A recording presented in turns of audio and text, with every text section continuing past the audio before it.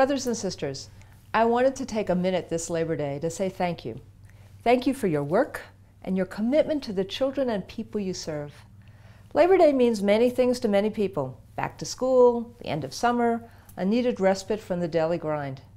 As working people and union members, Labor Day stands for something special and profound. It's a day to honor the deep commitment each of us has to serve the children we teach, the families we heal, and the communities we love. To reflect on the values we hold dear, that every American should have access to a good job that supports their family, with access to affordable, quality health care, that every child can attend a high-quality public school close to his or her home, and that college is not a luxury for the few, but affordable for all, that we can retire after a lifetime of hard work with dignity, without worrying that we'll be a burden to our loved ones. Working people built this country. We did it together, brick by brick, school by school, town by town. Through these collective efforts, we built the middle class, each generation doing a little better than the one before, and we advanced the ideals of equality and justice and expanded opportunity for all. The work you do builds upon this foundation. Your work has value, and it should be respected and honored, not just on Labor Day, but every day. Yet too many of us feel that the American dream we built is slipping further and further out of reach. And with just 7% of our private sector colleagues in unions, we've seen growing wealth and wage inequality, and growing frustration and angst about that. At the same time, too many politicians and elites demean and disrespect our work, while budget cuts and calls for austerity measures make it harder to provide quality services. To add to this, an unholy alliance of corporate interests and budget-slashing politicians is emerging, intent on cutting budgets, then blaming us for the harmful results, while finding ways to finance tax cuts for the wealthy and doubling down on efforts to polarize and divide us, parent against teacher, union member against non-union member. My friends, this is our new normal. Our union is meeting this moment with a new vision of unionism, solution-driven unionism. It's an approach that is relevant and appropriate to the 21st century, an approach that is creative and visionary, an approach that advances solutions that unite the people we represent and those we serve, our students, our families, and our communities.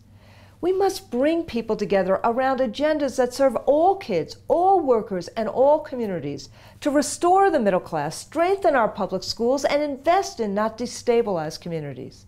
We must counter polarization and anger with ideas and innovation.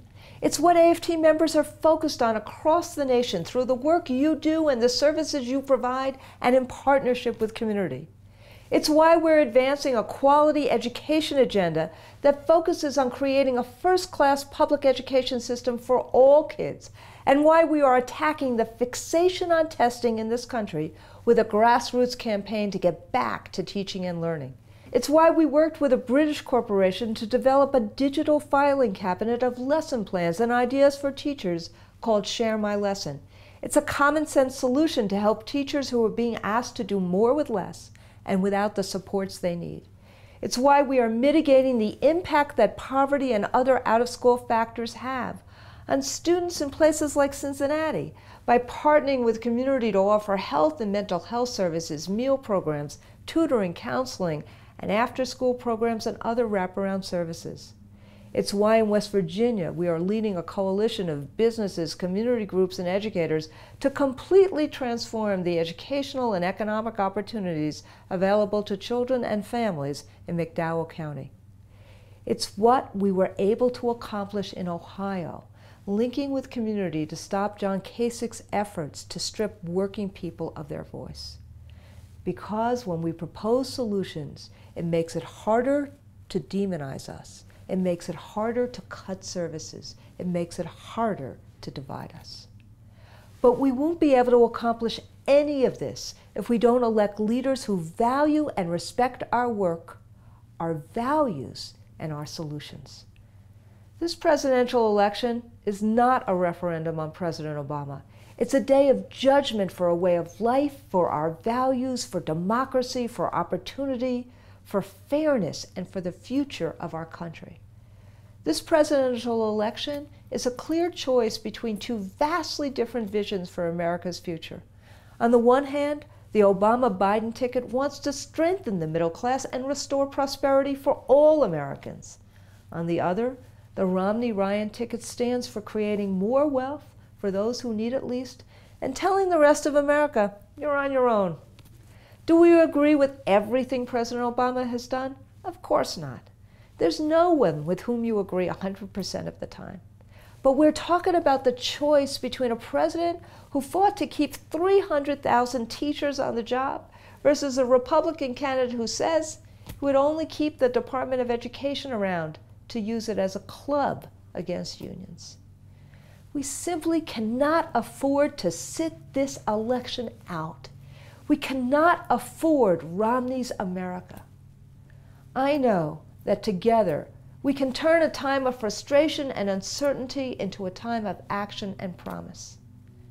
I thank you for the work you do each and every day, through good times and bad, to serve your communities and imagine a better future for our nation. Together, we can turn our values into reality. Happy Labor Day.